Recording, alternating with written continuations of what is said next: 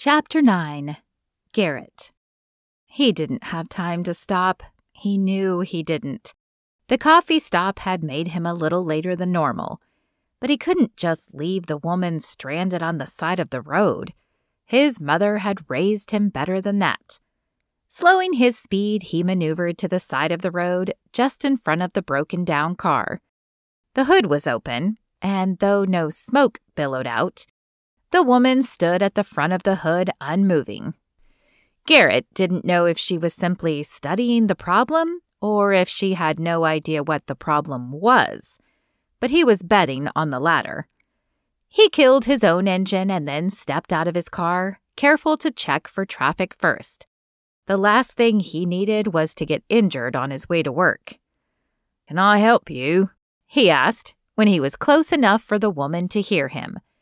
Not knowing how she might react to his presence, he didn't want to startle her. Women in Chicago had often been leery of strange men approaching them, so he kept his distance until she invited him over. Her dark hair was pulled back in a low ponytail, but it swirled about her as she turned to face him. For a second, he froze. "Renee?" Well, if this wasn't a sign, he didn't know what was. She couldn't have known he was going to pass her or be the one to stop. Could she? Dr. Young? She looked as shocked to see him as he was to see her. "How did you—" "I didn't know it was you," he said, then shook his head. "Not that I wouldn't have stopped if I had. Oh, man, that is not—" He blew out a frustrated breath. "Never mind. Can I help?" "I don't know. Do you know anything about cars?"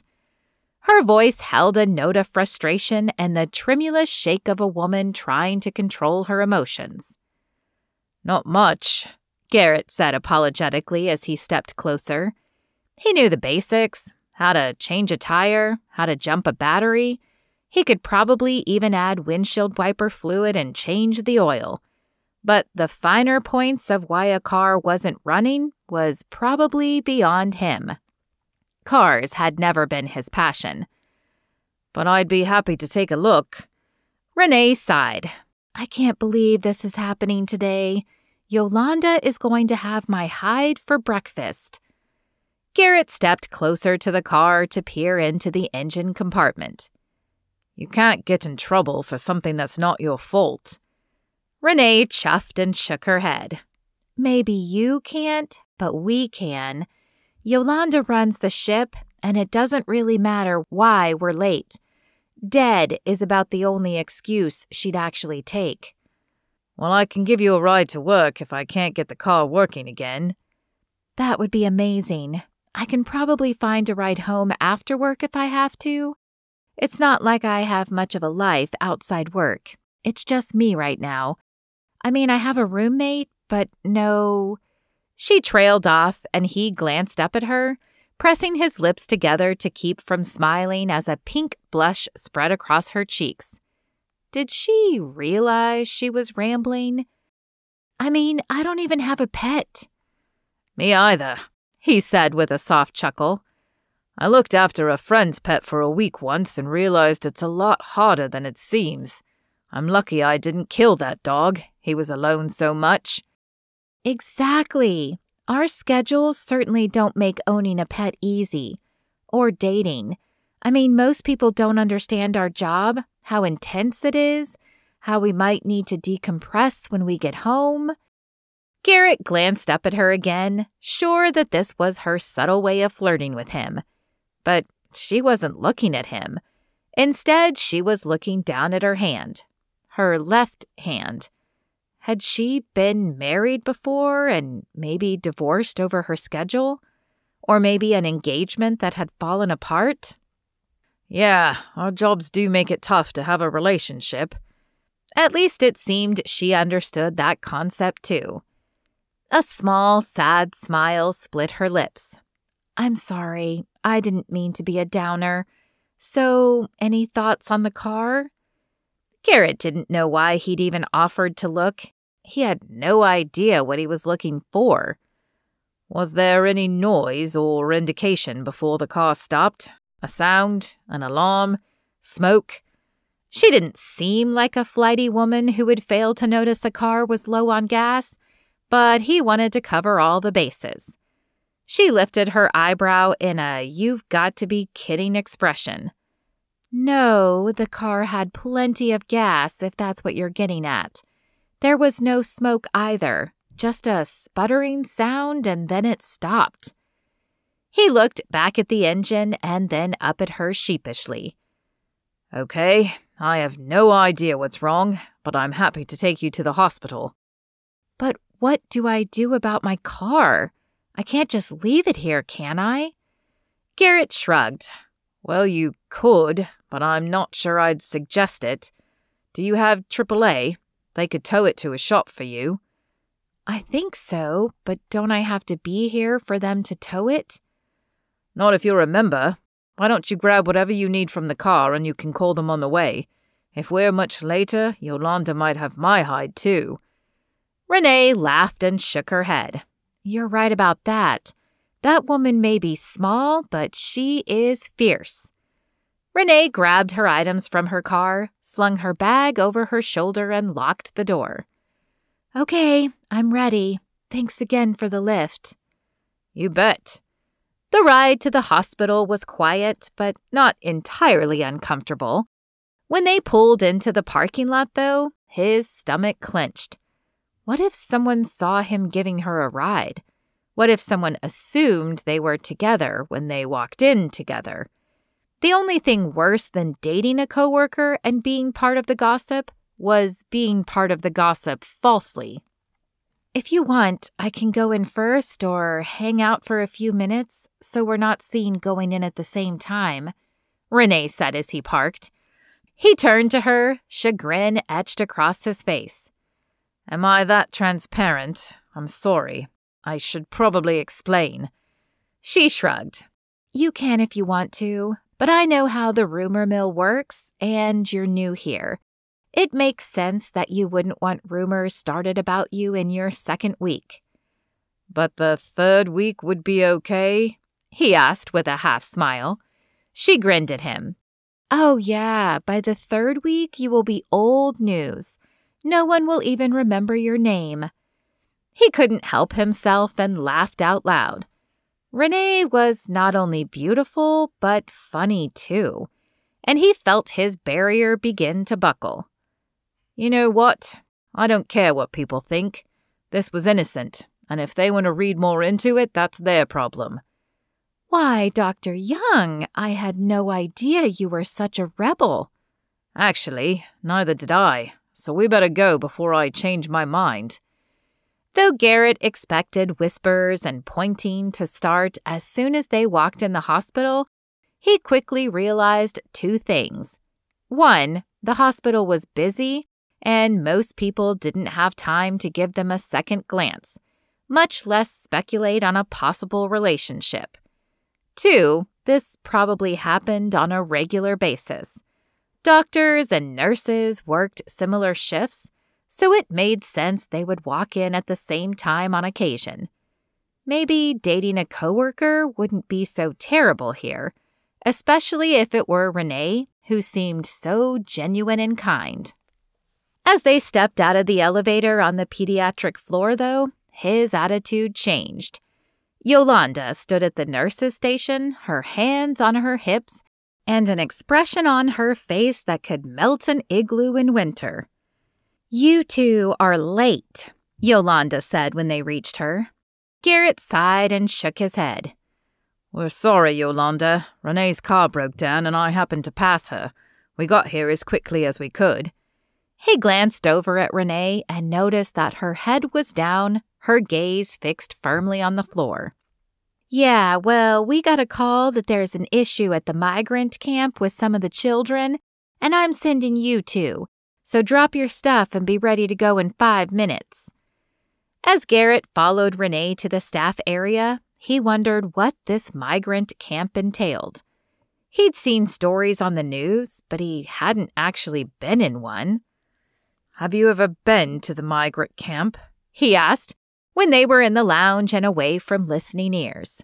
She opened her locker and threw her stuff inside. No, they only started showing up here a few months ago, but we didn't have enough shelter space, so they opened up a park. I've heard it can be dangerous, though, so I hope they're sending us with some protection. Garrett didn't think the hospital would send them anywhere dangerous, but then he remembered a time last year that he'd been sent to a multi-car pileup. That had definitely been dangerous, though for a different reason. I'm sure it will be fine. He put his own things away and then grabbed his coat. He wasn't sure it would really be necessary where they were going, but the white coat was pretty universally accepted as indicating a doctor, so maybe it would help. You ready? Renee asked after he shut his locker. I guess, though I have no idea what we're walking into. She shrugged and led the way downstairs to the ambulance bay. They grabbed an emergency bag and then climbed into the back of the ambulance. A few minutes later, they stopped and the back doors opened. Garrett's eyes widened as he took in all the tents, the trash, and then the smell. Even though they were in the open air, there were so many people and so few bathrooms that it did little to mask the scent. Are you the doctors? A woman asked as she hurried over to them. She had no accent, so Garrett wondered if she were a local woman, perhaps a social worker or something. I'm Dr. Young, and this is Nurse Mackey. Great. I'm Maria, and I'll be your translator unless either of you speak Spanish. Garrett shook his head and saw Renee do the same. He'd taken Spanish in high school, but about the only thing he could remember was numbers, colors, and how to ask where the bathroom was. Maria nodded. That's what I thought. Follow me. We've got a few kids with severe diarrhea. Garrett exchanged looks with Renee. Diarrhea could be nothing, a simple stomach bug, but with these conditions, it could also be a cholera outbreak. The first tent they entered held a boy of about 10. His eyes were sunken and his skin was ashy. His mother looked up as they entered, a worried expression on her face. Maria spouted off a stream of words to the woman, but all Garrett caught was his own name and the word for doctor. Can you ask her if he's been drinking or urinating? Garrett asked as he opened his bag and grabbed his stethoscope. And if I can listen to his heart with the stethoscope? Maria translated the words, and Garrett waited anxiously for the response. She said he has hardly had anything to drink, and she doesn't remember when he last moved, much less went to the bathroom. But yes, you can listen. Garrett nodded and turned to Renee. Have Maria take you to the next kid. You know what you're looking for, right? Renee paused as if pulling up the checklist in her mind.